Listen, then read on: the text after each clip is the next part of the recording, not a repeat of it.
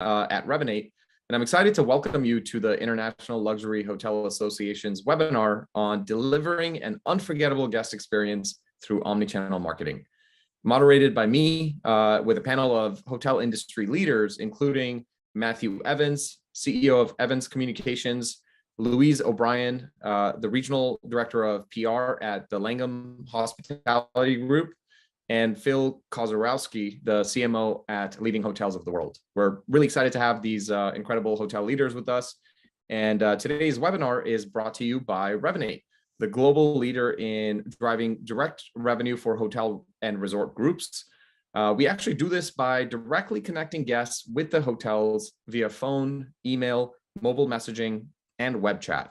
So whatever your guest's choice of communication channel, with REVINATE, you'll be sure to delight them and maximize revenue and earn their loyalty. We'll talk a lot about that today, of course. And REVINATE is proud to have 10,000 hotel clients globally, and of course, brands as well. That are all customers, and REVINATE has won numerous awards for its software as a service or SaaS solutions, including the top-rated email marketing and CRM 4 years in a row at this point. So we're delighted to have this conversation. And the customers that we have at REVINATE, they buy REVINATE's data platform, omni-channel guest engagement software solutions, and managed services. So we provide this fully integrated experience that doesn't require you to have many vendors integrating with each other. We've got everything under one roof for the first time in hospitality history, and really excited to have this conversation. So let's get started with today's discussion on delivering an unforgettable experience through omnichannel marketing.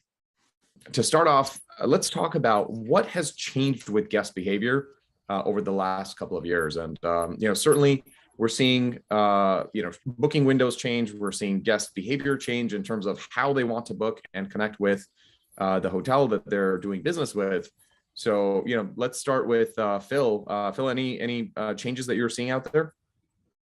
Yeah. Thanks, and thanks again for having me, Raj and team.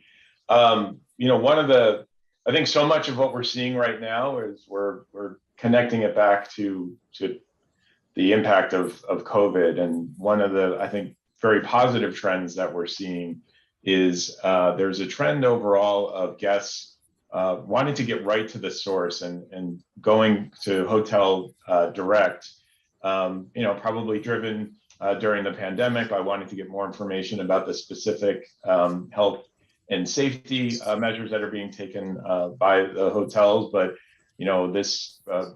what we saw is actually, compared to 2019, we have over a 50% growth in traffic that are going directly to our member hotels' websites. So this becomes a huge opportunity for our hotels to focus on providing the information that our guests are looking for and try to capture that booking directly versus relying in some situations on third parties or intermediaries. So really important to up your game to rely on experts, be it partners or other relationships, to help maximize the direct bookings. Yeah, couldn't agree more, Phil. Across almost 10,000 global hotels, we're seeing a very similar trend where guests have gotten trained to seek that information directly from the hotel, because that's a single source of truth on masking policies and safety measures, everything else like that. So why not convert them into a direct booking and save 15-20% sometimes of the booking revenue and bring that directly into the hotel itself. And I know that this, of course, changes the expectations that the guest also has in terms of how quickly they can find information and the immediacy with which they can progress through their consideration process. So, Louise, what are you and your group seeing in this regard?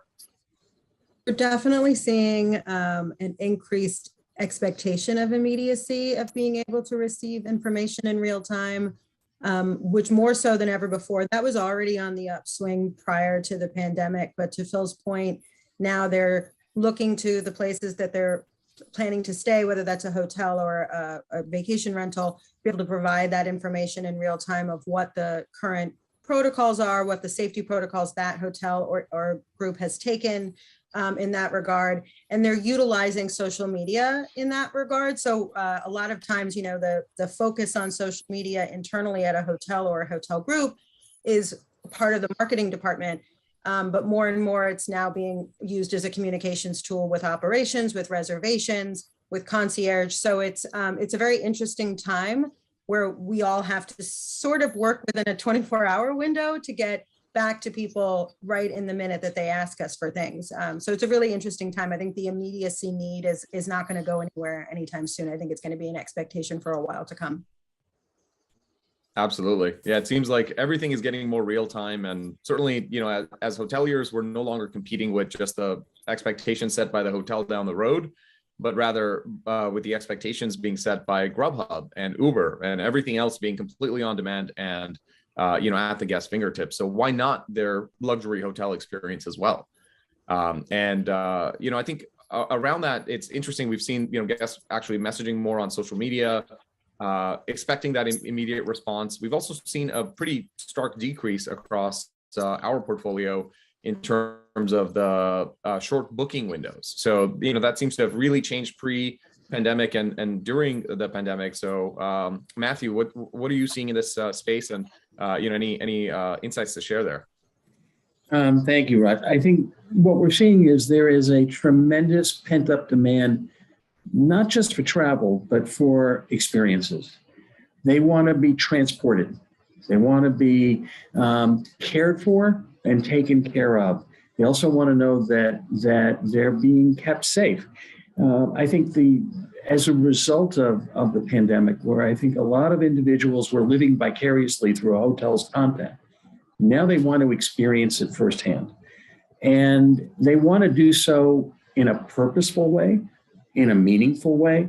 So we're seeing, length of stay increasing. We're seeing the number of experiences, activities, and programs that they're availing themselves of increasing significantly. We're also seeing a number of luxury travelers that travel in, you can call them pods, you can call them small groups, but they're traveling together. In some cases, they're taking entire hotel floors, but they're creating their own secure environment, their own bubble. So, and it's being able to cater to everybody within that group on a meaningful experiential level. I think the other thing we're seeing is this pent-up demand for food and beverage. When you really want to soothe the soul, food and beverage is a very good way to do it. So these are the kinds of things that our properties are seeing across the board. Yeah, absolutely. I think, food and beverage has been, we almost, we did actually lose access, at least here in the US, to, some of our favorite restaurants, some of these, comfort foods that, that we've all come to know and love and rely on to some extent.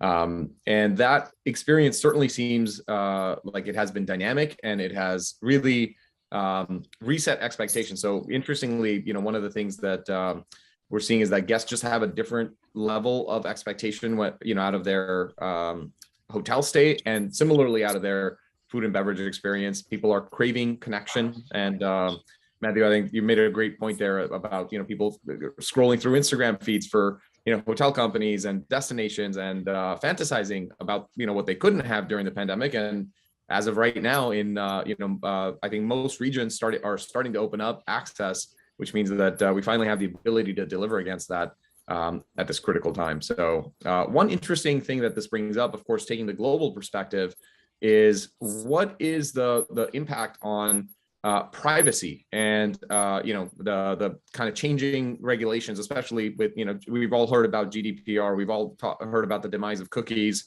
and some related topics there. So I'm curious, I'll just open this up to the panel for anybody who would like to comment on this topic. Yeah, I'm happy to jump in. It's a pretty interesting dynamic in that what we discussed earlier, guests are looking for more personalized communications, more personalized experience, but there's also this trend around balancing some privacy in there. Challenge is squarely on us as marketers to figure out, we over the years have been able to rely on driving more relevant advertising, messaging campaigns with the usage of cookies. Now, really what we need to start doing is pivoting more, and I think forming stronger individual one-to-one relationships. So, on a very tactical level, email addresses, getting people to follow you on social media, and ways to have direct communications versus being able to rely on, some of the sometimes creepy targeting that the internet offers us. But it's a constant challenge. It's already started. It's going to continue to get more challenging. But at the same time, I think we're fortunate in our space in that when we can get to know our guests, our potential guests, we've got great content to deliver a great experience. And then obviously once they're on property, the better we know them there, the better the experience can be as well. I agree, Phil. I think it's become more of a labor-intensive process because we are mindful of the trend towards people protecting their privacy, which I think we all understand on an individual level. But the tools are there for us to go the more labor-intensive route with, A/B targeting and being more mindful of the time of day and testing out different times of day with different focus groups within your databases. There's lots of ways to do it, but it's become a bit more of a labor-intensive process. But I think specifically in the luxury set, that's what we do in real life, right? We take the time to get to know our guests. We take the time to create profiles for our guests so that we understand them better on a personal level, one-to-one when they're at the hotel with us.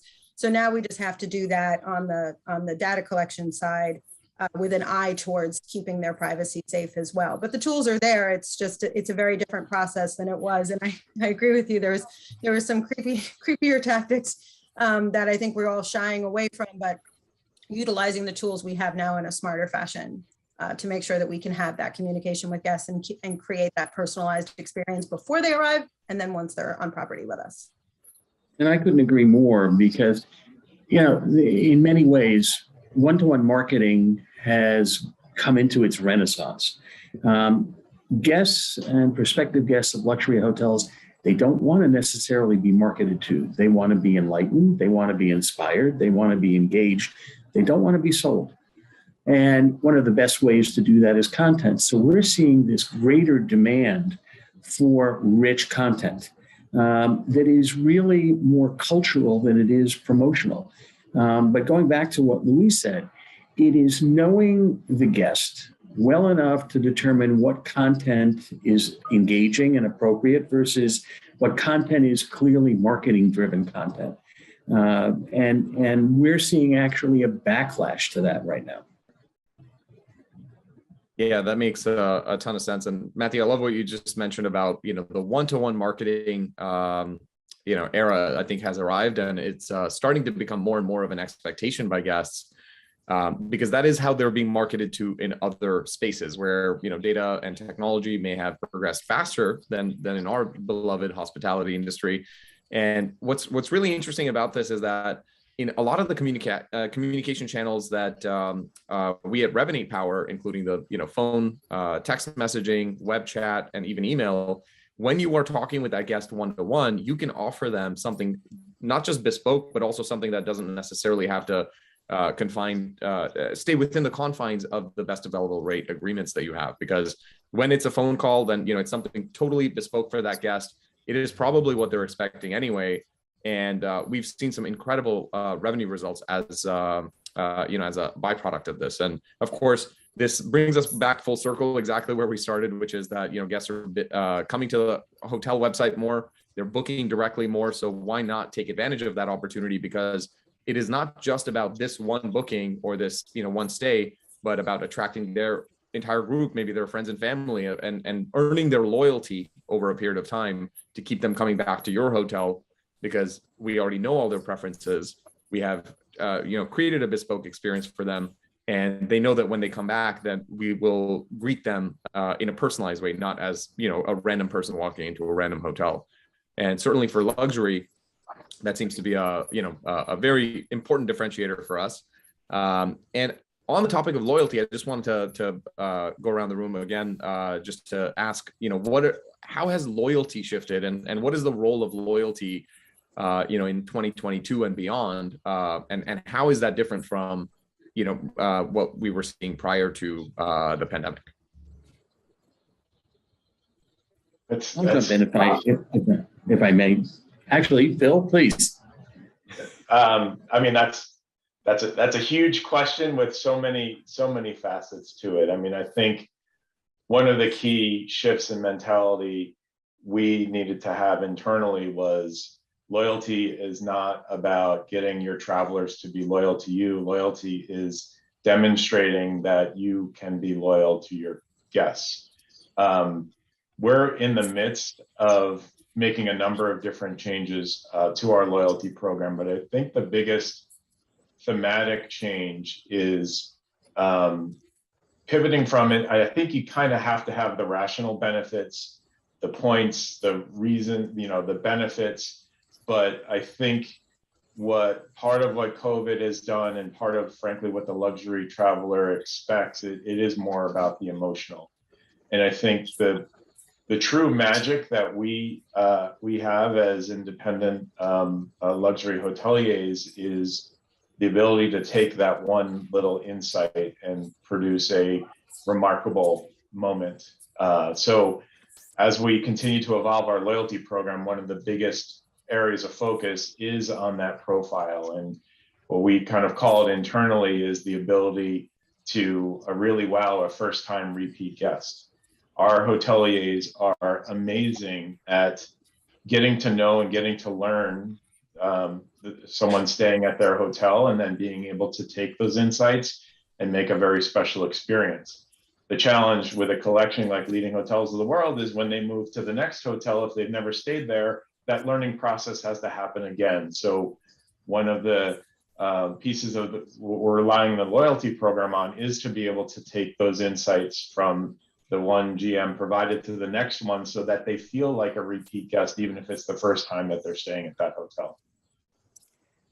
I think one of the challenges with loyalty programs today is that sometimes one forgets that loyalty is earned at every step along the guest journey, from pre-reservation to reservation to post-res to pre-arrival. And I am a firm believer that it's not just about points and benefits. I like programs that are about surprise and serendipity. You're rewarding loyalty, but the individual isn't necessarily expecting that you're going to reward their loyalty. So all of a sudden, there's this wonderful surprise, and it reinforces on an emotional level, not a rational level, what loyalty means. Because what it really is showing is that, to your point, Bill, the hotel is loyal to them. It's not just about them being loyal to the hotel. It's a two-way street. And one of the challenges of loyalty programs is we've all been so programmed for points that somebody can come along and offer a bonus or whatever the case may be.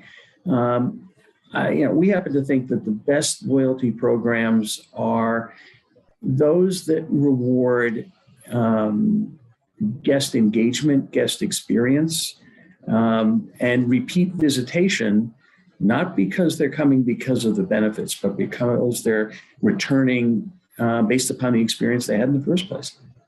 Yeah, I mean, it's funny that you say that, because it's interesting. We've never really internally referred to our loyalty program at Langham as a loyalty program, because it isn't points-based. It's based on, you have to stay with us in order to join. But we actually have always called it a guest recognition program. And the reason for that is because it's about recognizing our guests and their specific needs. And as we overhaul ours, which will come hopefully later this year, we're taking a really painstaking eye to it, because we do want to create a more personalized experience that rewards the guests for being loyal to us. And we talk about being in hospitality all the time, but at the end of the day, hospitality is about taking care of people at every level. And so in a broader spectrum, because I agree with Phil that this is a very big topic. It's almost like a philosophical topic when you think about it, because brand loyalty is such a big thing, and it comes for different kinds of consumers at such different levels.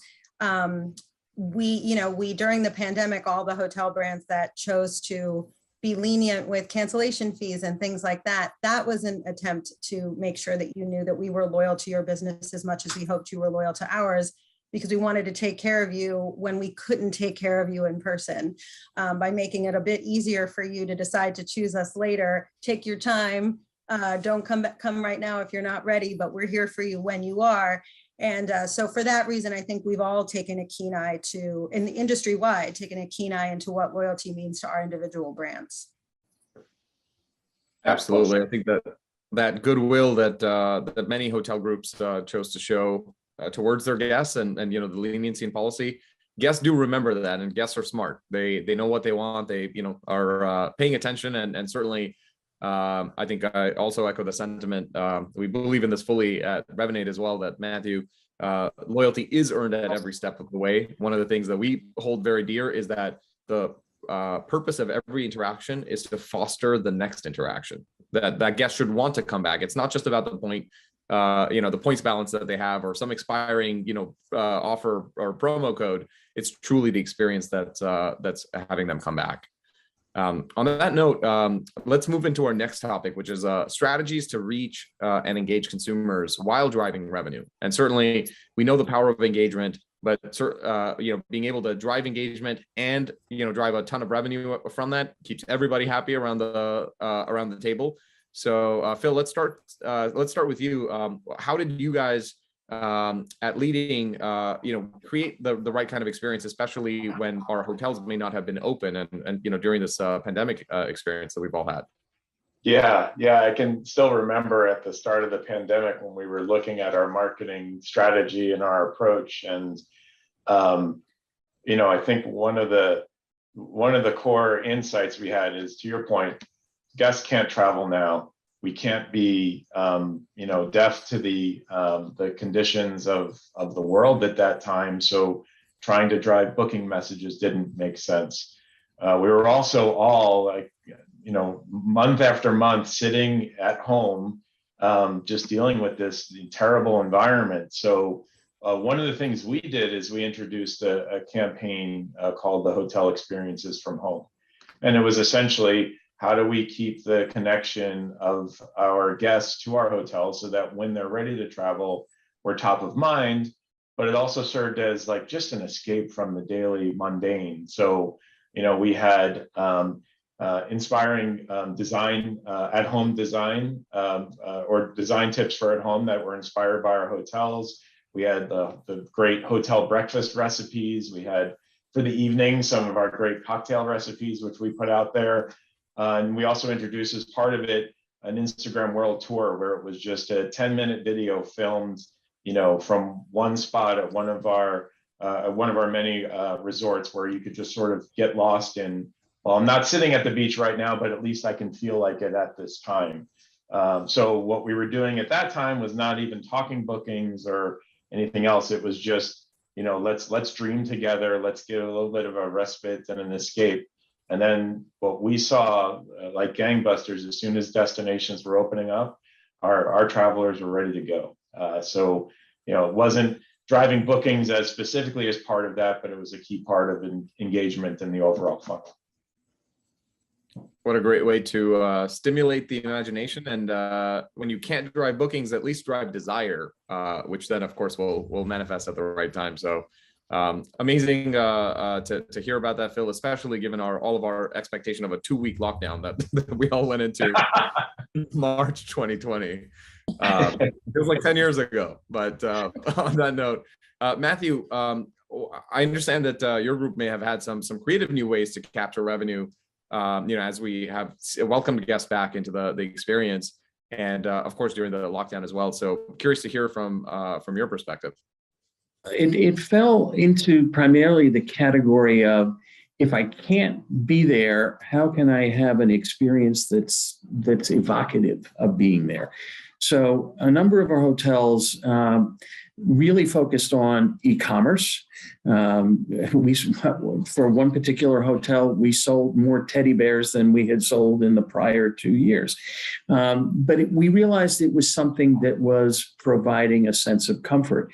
We also saw, almost across the board at our hotels, a lot of our scented wellness products that were really becoming very popular.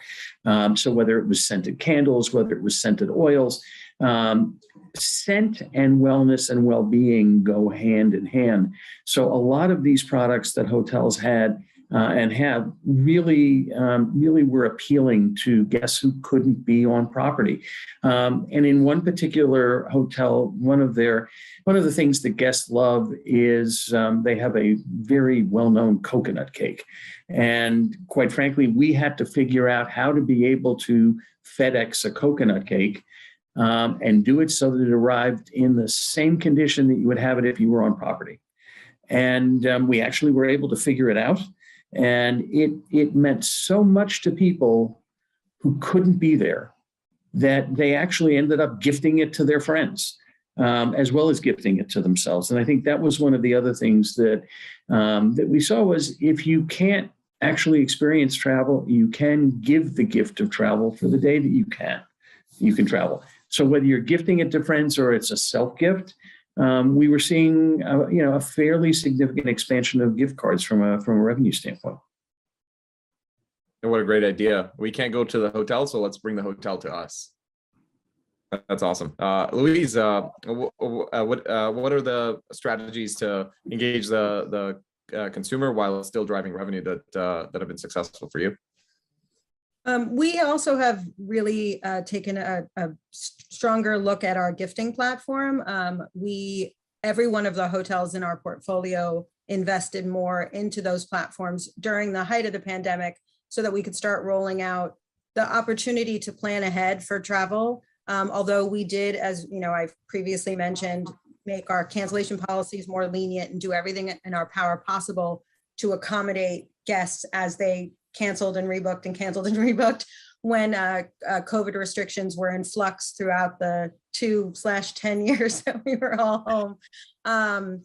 The gifting platform we found was a really useful way to let guests know that this is something that you can plan for in the future. So there were some items that people wanted to buy similar to what Mathew was referencing. A lot of them scented. I agree with you. I feel like sense memory really comes back to the scent, and we have a signature hotel scent at Langham Hotels that people were really craving.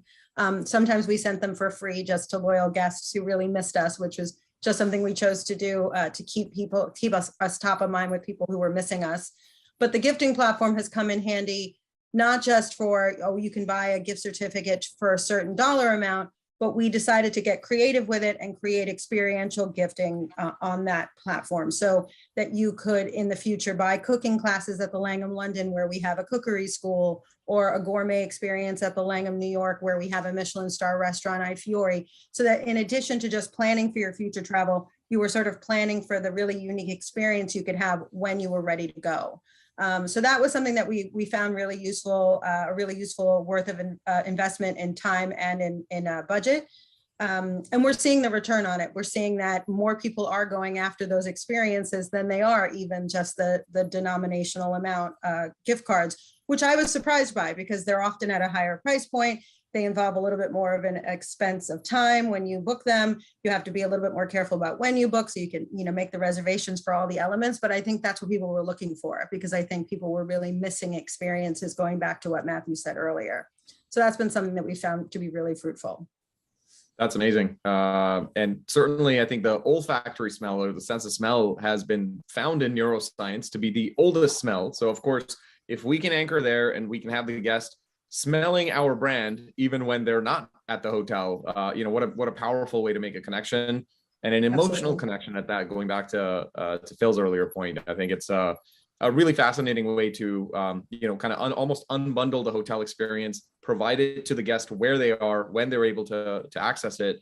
And just to add a couple of thoughts on this topic, of course we talked about the fact that not all revenue is created equal. If a guest is coming to you via an OTA, of course, from a margin standpoint, that's a vastly different situation than the guest coming to your website, asking a couple of questions in the chat widget, getting the answers that they need, and then going through the booking right there.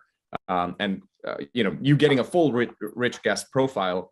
And the other thing that we've also seen be a huge revenue driver during this period of time is the guest data itself being monetized. It is a multi-million-dollar asset that we've seen with even small hotel groups have hundreds of thousands of guest profiles. they may not be activating that and, marketing to them, inviting them back into the experience. And that's something that, we've seen drive a ton of incremental revenue, especially knowing that the demand is out there, the hunger is out there to travel again, but the guests may not know that your hotel is open again or offering certain packages or amenities that they're really interested in. So, I think looking at the dormant data assets within the hotel and within the group, and then, leveraging those into driving new bookings is great as well. But certainly we know that a lot of our partners are running very high occupancy rates again, which we're, delighted about. So certainly it's got to be balanced with the busy times of the hotel. Now, moving to our, please, just an additional point there, as you mentioned, the data that exists that we have on our own customers. But one of the other things that was surprising to me was, so last year we decided to invest in a brand campaign kind of before recovery started happening, or in anticipation of recovering. And for all of us in the marketing space, when you think of brand advertising, getting eyeballs, impressions, it's never really an ROI game. You don't evaluate it like you would evaluate a direct response campaign. But with some of the tools that are available out there now, you're now able to target guests or potential guests that are showing signs or some type of intent to travel. So through programmatic advertising, as an example. And we were actually able to see a pretty healthy return on advertising spend through brand measures by being able to programmatically reaching somebody that was showing those travel intents. So not necessarily data that we have about our own guests, but there are other partners that are out there that can play off of those signals and then allow us as a brand to reach them with even more relevant messaging than just a general brand message that you might put out into the space. Yeah, that's absolutely true. And I think one of the other things that we found really useful is using social media in a more targeted fashion, also with regards to trying to find guests where they are. We were talking earlier about the immediacy of things and how people are looking to communicate with us through social media. Well, we're also finding that that's where they prefer to be. They prefer to be scrolling through Instagram and seeing, beautiful stories about all of our hotels and all of our hotel brands. And so why not reach them that way through authentic voices that we've already identified as being completely part of the dynamic of what we do. So we've been working with influencers even through the pandemic, just, focusing on staycations in each of the cities in which we are, and creating, proprietary links that we then embed into their content, so that we're reaching the guests that we want to reach, but also the guests that we know want to hear this kind of information right where they are in a more targeted fashion. And that's been really helpful. I mean, we definitely do paid social as well, targeted ads through Instagram and Facebook.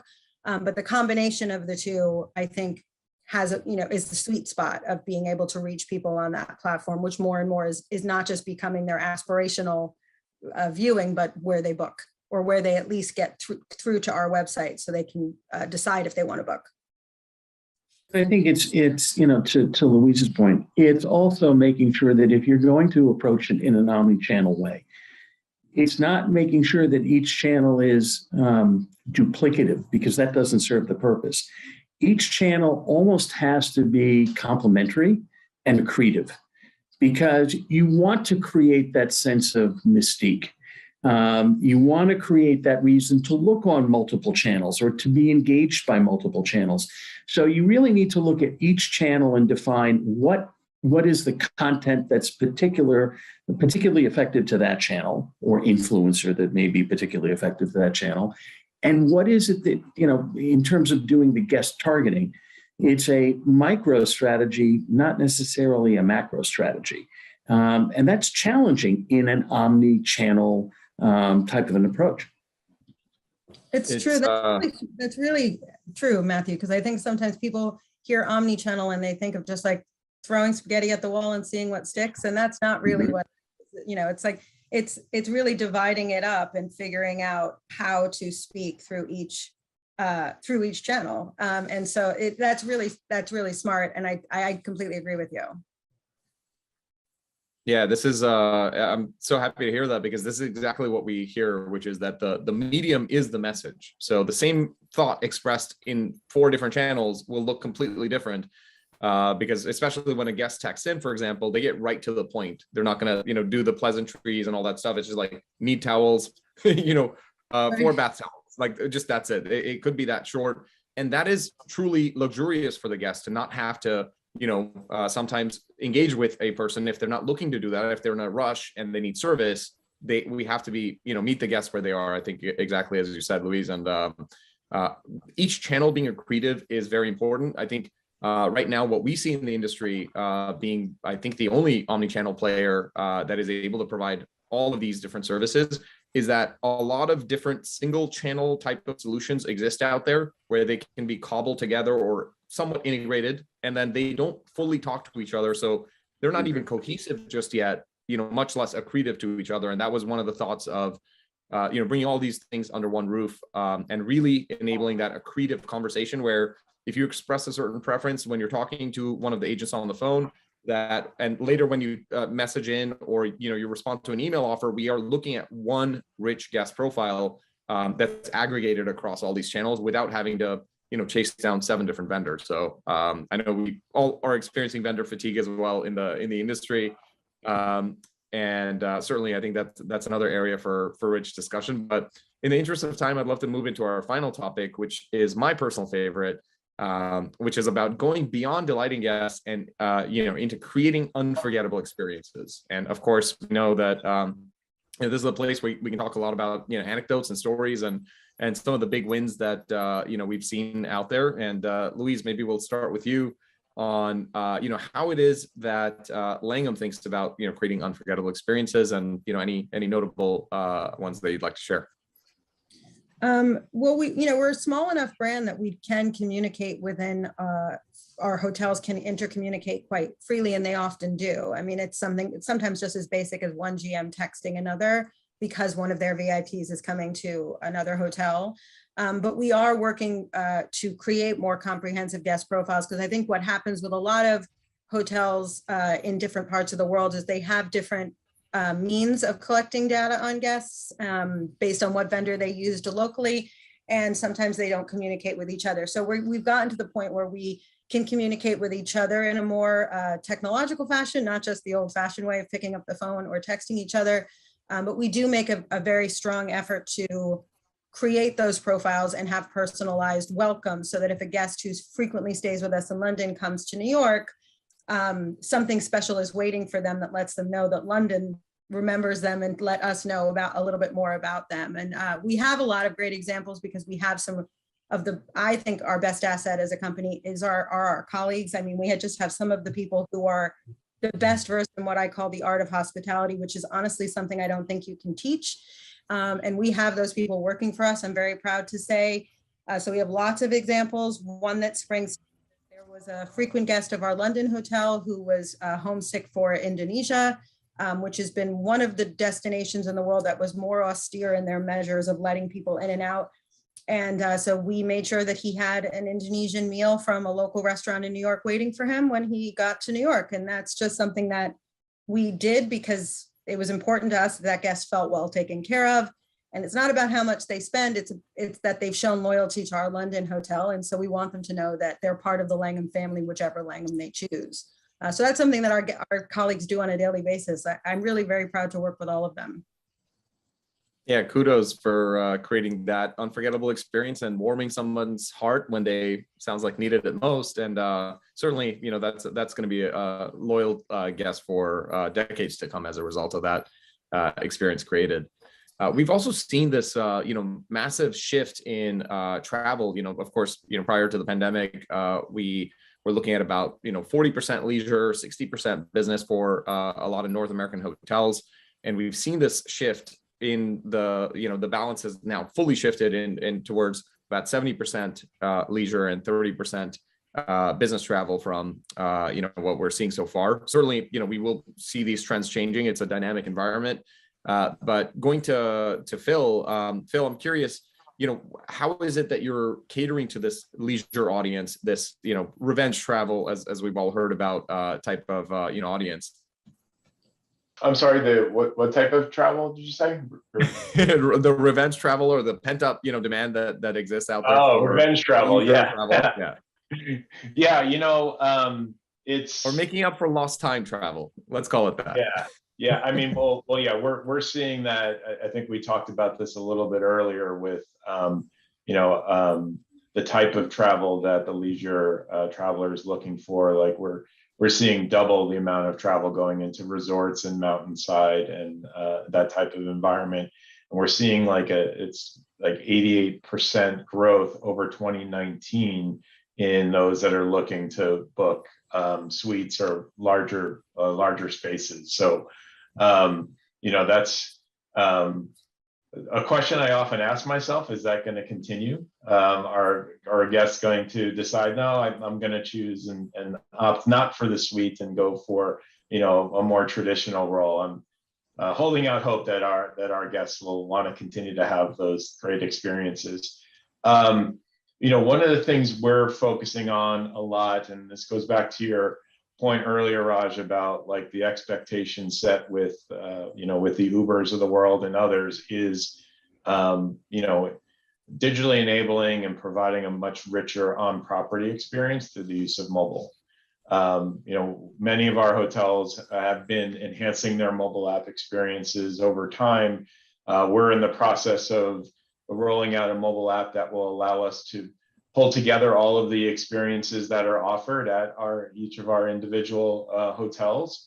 But our hoteliers have been great in balancing, I think, the high touch with sort of the ease, if you will. So, we have the Aqualina Resort and Spa on the beach, which, they started their journey with, digital key and check-in. That was all generated around, the conditions of COVID, but they've gone a lot further now. The conveniences of being to pre-schedule your housekeeping, so you're not going to have a disrupted stay. They also have a book program where you can, they have books available that you can read in the rooms, and now they've digitized those so you can, through a QR code, get the content right on your device and read there. But what's one of the common threads across the board, while some of those are helpful, the most used features in the on-property experience is about the high touch, the chatting with the concierge. It's great to be able to do things in a few clicks, but that personal connection and the convenience of being able to text or message through an app is something that it's by far the most used feature of the different mobile apps that our hotels offer. That makes sense. And it really mirrors exactly what we're seeing globally. That, I think that applications and interfaces are great. And certainly, for things like mobile key, there is no alternative. You have to go through a native app kind of experience, but language is the ultimate interface that everybody already, knows. And especially in their local language, they're able to very clearly express, I need this. Can you get it done? And, of course, our hotel staff are excellent at providing that experience. Mathew, I'm curious, how are your group looking at creating unforgettable experiences? Well, I think we look at it holistically. Our hotels understand that today their mission is to transform the ordinary into the extraordinary. And the more ordinary it is, the more extraordinary it needs to be. Whether it's simply, on an arrival experience, check-in, how your car is parked, it is looking at every guest touch point and realizing, don't take it for granted. Make it something memorable, make it something emotional, and make it something meaningful. I think the other consideration is do not, we are living in a technologically driven world. Do not let high tech compromise high touch. Let high tech facilitate high touch. So, to go back to Phil's point and to yours, if you're communicating with a concierge through an iPad, the concierge isn't just giving you a confirmation on a restaurant reservation that they've made for you. That concierge is giving you imagery, is actually talking to you about the menu, is showing you videos that might not be on the restaurant's website about how certain dishes are prepared. it's a form of, it's how do you take communication and turn it into a form of subliminal seduction, make it engaging, make it personal, so that no matter what my experience is on the act that you've taken care of for me, my interaction with you was the defining experience. And that is what we have been without for 2 years. And I think, quite frankly, the luxury hospitality guest today is demanding much more of all of us. That individual is challenging all of us to go beyond, to really surprise, delight, and engage them in ways that we haven't heretofore. And isn't that what great hospitality is all about? 100%. I mean, it's also an interesting time for this, because we used to always say, I think you had like 5 seconds to make the impression on the guest the minute that their car door opens and the doorman takes their bag. Like, that's as much time as you have to make that first impression on them. But because people are coming back to destinations that they've been to many times before for the first time in 2 years, or seeing destinations for the first time that they were always on their bucket list because now they can, we now have to get that emotional connection with them even before they get here. We have to get it with our pre-arrival communications. We have to get it through our social media. We have to inspire and delight and hook them in so that they understand that we understand how important this experience is for them, whether it's a business trip or a vacation. And we have this opportunity as well because there's a renewed passion and interest in what we do in a different way than there ever has been before.